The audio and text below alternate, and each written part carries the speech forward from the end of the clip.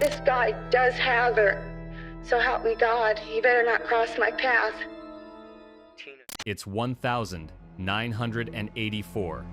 A charming man with a camera roams the country's shopping malls, hunting for beautiful young women with promises of fame. But behind his warm smile lies a blood-chilling predator.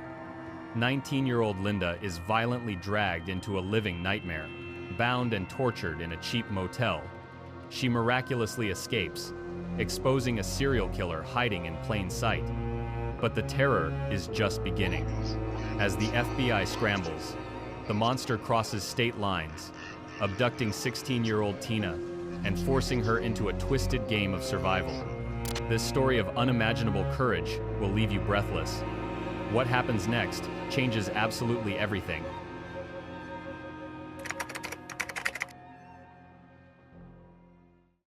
The year is 1984. Across the United States, mall culture is at its absolute peak. Shopping centers are bustling havens for teenagers, filled with neon lights, laughter, and an overwhelming sense of suburban safety. But beneath this vibrant surface, a chilling predator is actively hunting in plain sight. Christopher Wilder doesn't need to lurk in dark alleyways or break into homes to find his victims. Instead, he uses a magnetic, well-dressed charm and a camera to disarm them. Posing as a glamorous fashion photographer, he roams these very malls, weaponizing the alluring promise of fame and a professional modeling career to trap beautiful young women.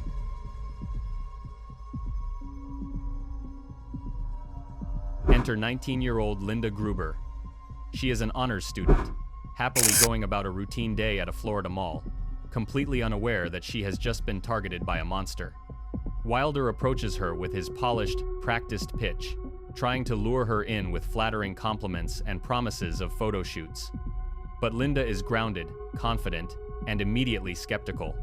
Recalling the terrifying encounter, Up to me in the store and asked me if I was interested in being a model, and I said no. I had a boyfriend who wouldn't like that very much and wasn't really interested in modeling, and he had followed me out to my car. So that's when things kind of unfolded, and that's when I got nervous.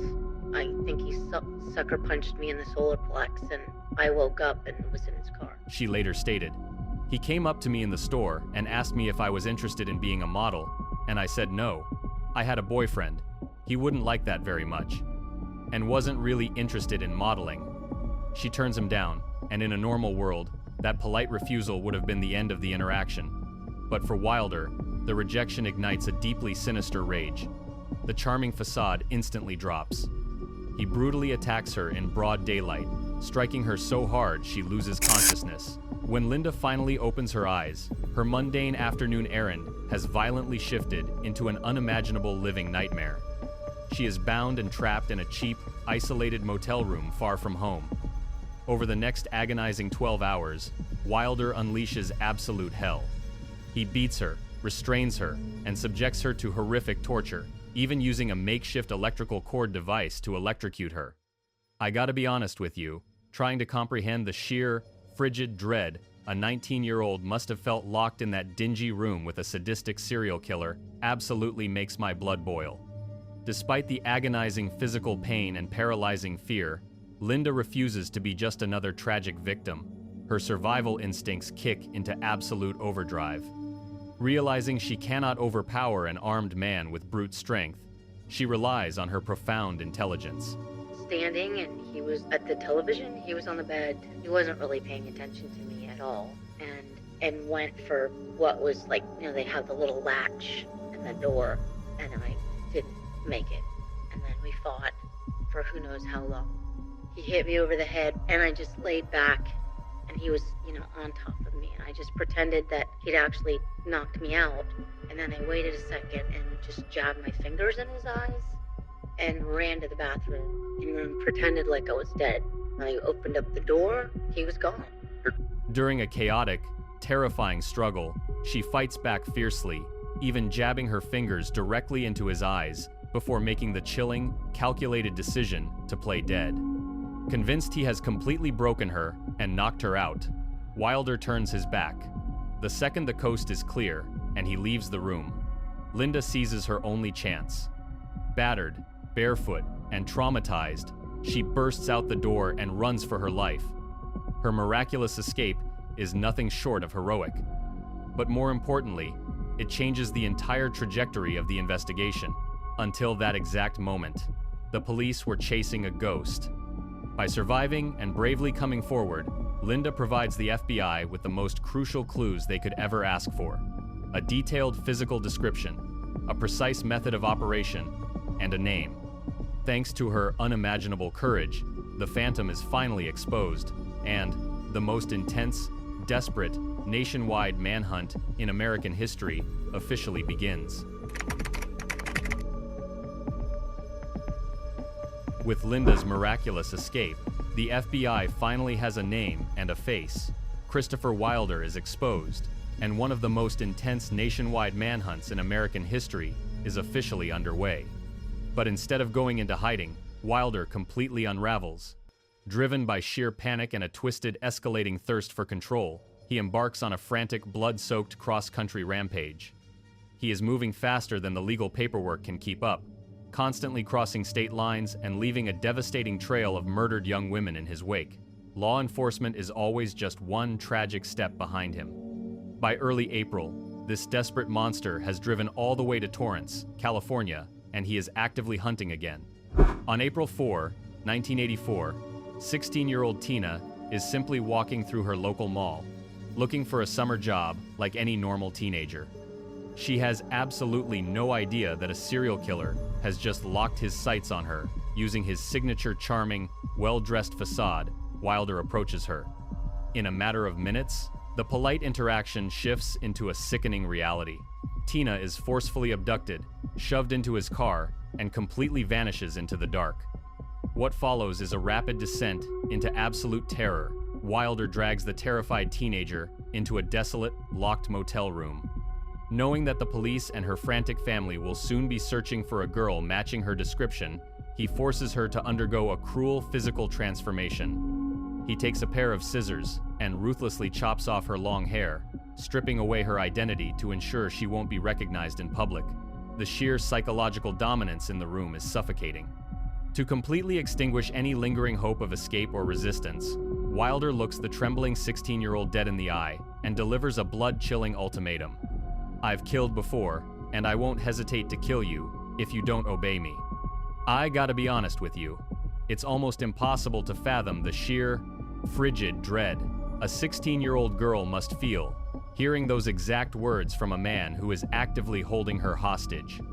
Most people would naturally panic, scream, or try to run blindly, which is exactly what Wilder would have used as a twisted excuse to murder her on the spot. But Tina does something absolutely extraordinary. Realizing that she cannot possibly outfight or outrun a heavily armed serial killer, her primal survival instincts take over in the quietest, most brilliant way possible. She decides to outthink him. Tina embraces a strategy of absolute, calculated compliance.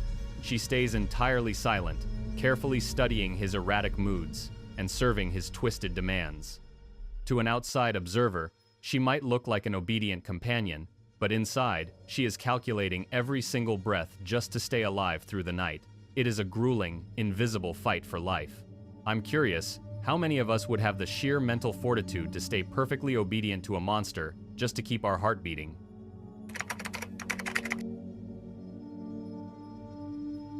By day 7 of her grueling captivity, 16-year-old Tina has endured unimaginable physical and psychological torment. She has learned to stay completely silent, carefully navigating the erratic, explosive moods of a heavily armed serial killer just to keep her heart beating. But Christopher Wilder is a sadistic predator who thrives on total, humiliating control. On April 10, as they arrive at a shopping mall in Gary, Indiana, he pushes this traumatized teenager to the absolute most cruel and sinister limit imaginable. He doesn't just want her obedience anymore. He wants to weaponize her. Wilder looks at Tina and issues a blood-chilling threat. He forces her into a twisted, high-stakes game of survival. She must act as his personal decoy to lure his next victim, or she won't live to see another day. I gotta be honest with you, forcing a terrified child to actively participate in the abduction of another innocent woman is a level of psychological warfare that is completely repulsive. Paralyzed by fear, and fully aware that Wilder is watching her every single move, Tina walks into the mall, and her chest heaves with anxiety, as Wilder locks his predatory gaze on a beautiful young woman named Dawn. I do know I came out of applying, and I was approached by a girl. He told me, say hi, that she's beautiful, would she be interested in becoming a model? Let me introduce you to him, is what I said to her. With a silent, deadly nod, he orders Tina to make the approach. Suppressing her own suffocating dread, Tina walks up to the stranger. Looking back on this agonizing moment, Tina heartbreakingly recalled the exact script Wilder forced her to use. He told me, to say hi, that she's beautiful, but she'd be interested in becoming a model. Let me introduce you to him, is what I said to her. Dawn, completely disarmed by the friendly, harmless-looking 16-year-old girl, smiles and agrees to meet the photographer waiting outside. The second Dawn steps out of the mall and approaches the vehicle. The horrifying trap violently snaps shut. Wilder instantly drops his charismatic, sweet-talking persona. He brutally attacks Dawn, physically overpowering her, shoving her into the car, and aggressively speeding away into the fading light. In the cramped interior of the vehicle, Tina is forced to sit in horrifying silence as another young woman is dragged into the exact same living hell she has been enduring for a week. The psychological guilt and overwhelming moral conflict begin to viciously tear Tina apart from the inside. She is a desperate victim, yet she feels the crushing, agonizing weight of being an unwilling accomplice. She is completely trapped in a nightmare where her own survival directly results in someone else's unimaginable suffering. During that time, I wasn't a human to him. I wasn't a person to him at all. Before we dive into the chilling aftermath and Dawn's unbelievable fight for life in the deep woods, if you are captivated by these intense true crime deep dives, please hit that subscribe button and turn on notifications. And your support truly makes this channel possible, and you absolutely won't want to miss the miraculous twists still to come. What do you guys make of this impossible situation? How would you feel if you were forced into such a sinister trap just to save your own life? Drop your take in the comments below.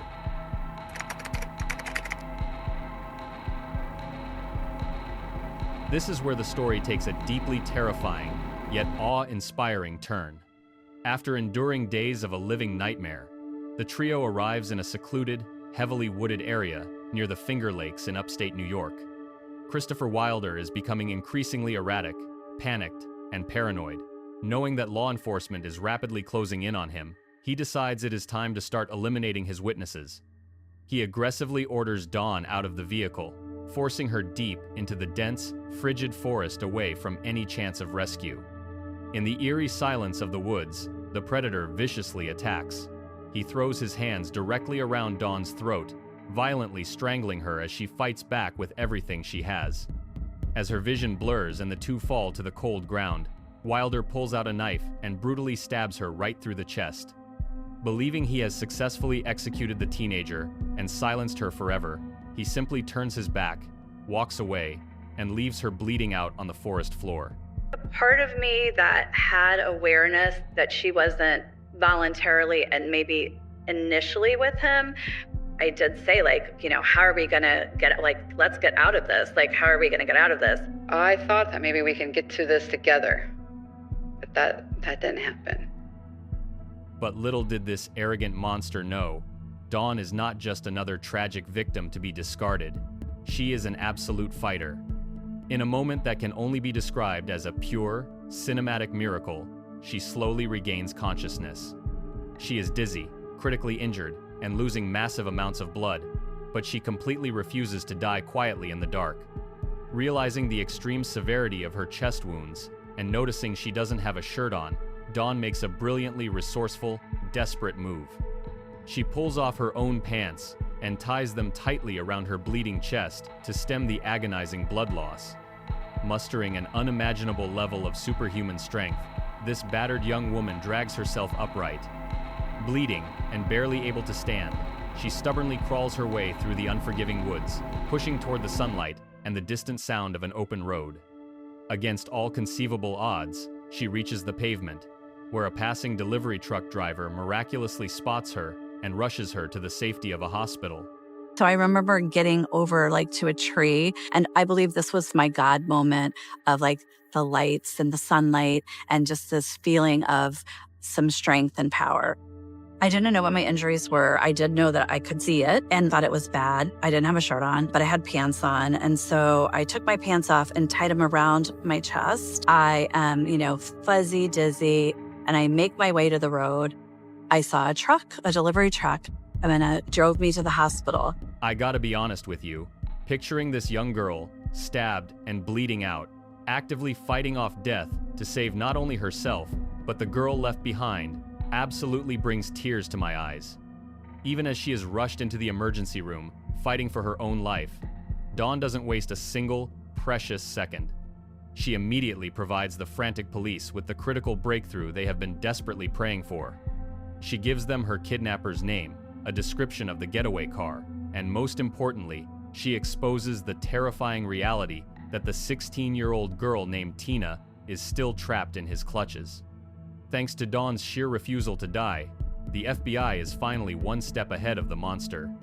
I'm curious, does Dawn's unbelievable grit and survival absolutely give you goosebumps too?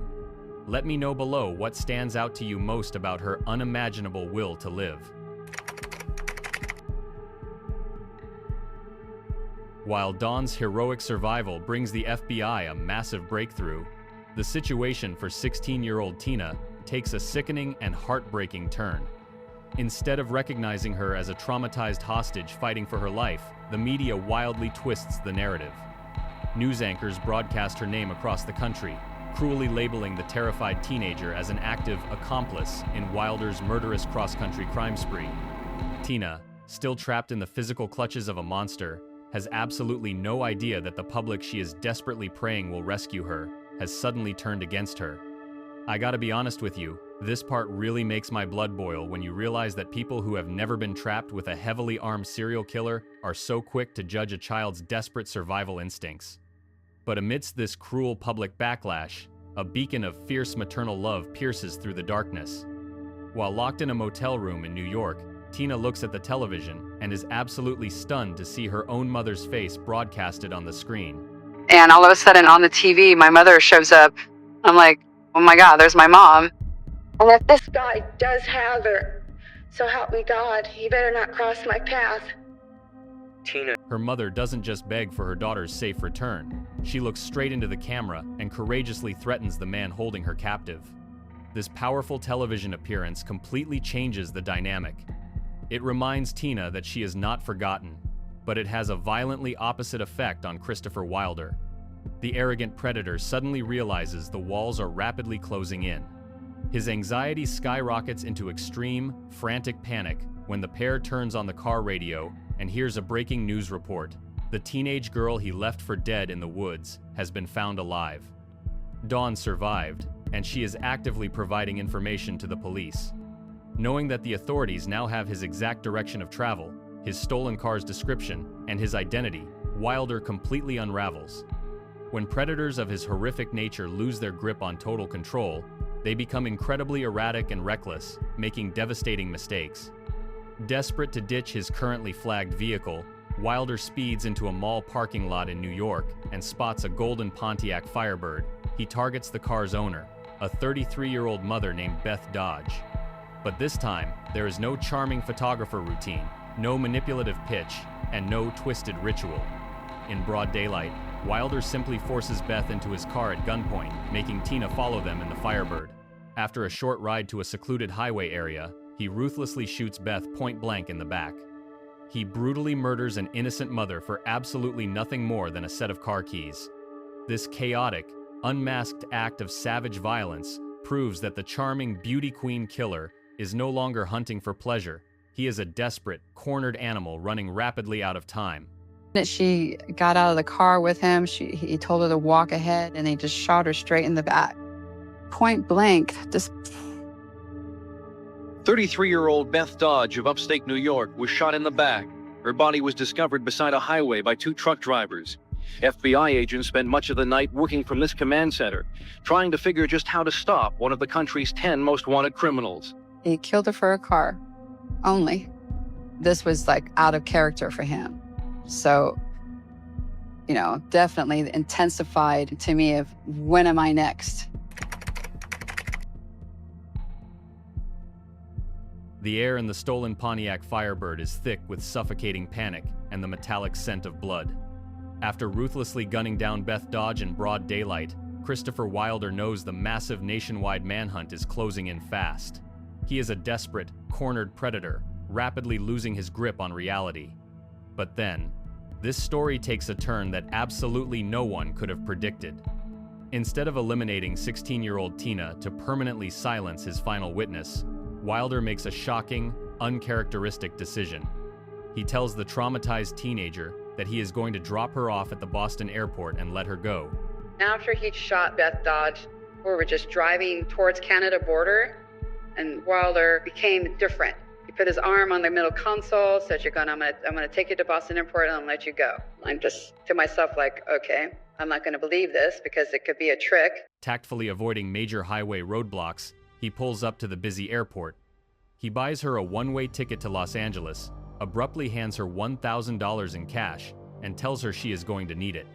And then, just like that, the monster simply turns his back and walks away into the crowd. He doesn't do this out of a sudden wave of empathy. He does it because, for the first time in his miserable life, Wilder is completely consumed by fear. He knows his horrific endgame is imminent, and he doesn't want her around when the end finally comes. For Tina, the paralyzing dread doesn't instantly vanish. She is terrified. It is a sick psychological trick, constantly looking over her shoulder, fully expecting him to return and finish her off right there in the terminal. It isn't until she is physically sitting in the airplane and the wheels lift off the tarmac that she finally realizes she is actually released from him. The second her flight lands in Los Angeles on April 13th, the brave teenager doesn't hesitate for a single second. She rushes straight to the local police station to expose the monster. With her crucial cooperation, the authorities have exactly what they need. A massive, nationwide alert is blasted out to every single law enforcement agency. Be on the immediate, high alert lookout for a metallic gold 1,982 Pontiac Firebird. The relentless chase comes to a violent, definitive head later that exact same day. In the quiet, unassuming town of Colebrook, New Hampshire, just a few miles from the Canadian border, Wilder pulls into a local gas station. Two sharp-eyed state troopers, Wayne Fortier and Leo Jellison, immediately spot the flashy golden Firebird matching the nationwide broadcast. Recognizing the extreme, imminent danger, the officers approach the vehicle with absolute caution. As Trooper Jellison steps up and asks to speak with the driver, the cornered predator makes his final deadly move. Wilder violently reaches into the car and grabs his .357 Magnum revolver. Absolute chaos erupts in a fraction of a second. A frantic, life-or-death physical struggle ensues over the heavy weapon. Suddenly, the gun goes off. The fired bullet brutally pierces right through Wilder's heart, killing the serial killer instantly before passing straight through his body and striking Trooper Jellison in the chest. When the choking smoke finally clears around the gas pumps, Christopher Wilder is found dead, slumped over the steering wheel. The horrific 47-day cross-country nightmare that shattered countless families is officially, permanently over. I gotta be honest with you, there is a profound, poetic justice in knowing that this arrogant monster, who spent his life terrifying and controlling innocent women, met his brutal end bleeding out in a stolen car, completely stripped of his twisted power. What do you guys make of this explosive ending?